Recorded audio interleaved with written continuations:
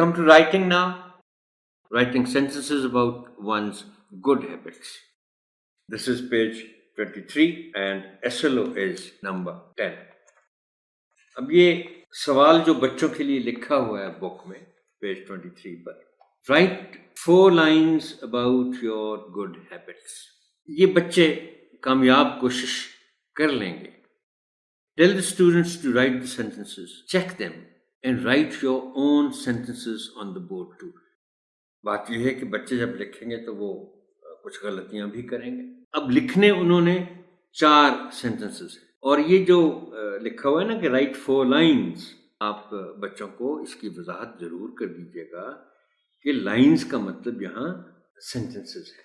अब लाइन पे तो एक लाइन पे 3 सेंटेंस भी आ सकते हैं, इतना लंबा फिलहाल ये क्लास 2 है.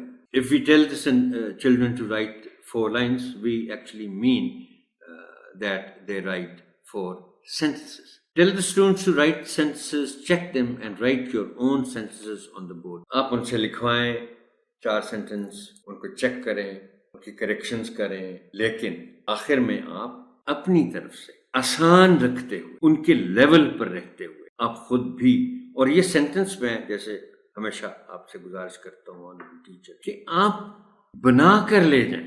मौके पर फिर जल्दी में मुश्किल हो जाता है काम. और फिर आप बच्चों से कहें कि भाई अभी लिखे जा रहे हैं 4 सेंटेंस, बोर्ड पर भी आप उनको पढ़ लें, कुछ पूछना है तो पूछ लें और उसके बाद अपनी कापियों में वो नोट कर लें. And then ask the students to form and read more sentences on good habits orally too.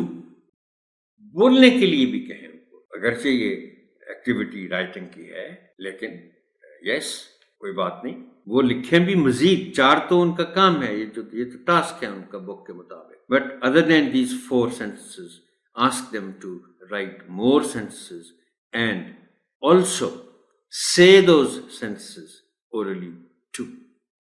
Well, that is all for this tutorial, honorable teacher. Thank you and Allah Hafiz.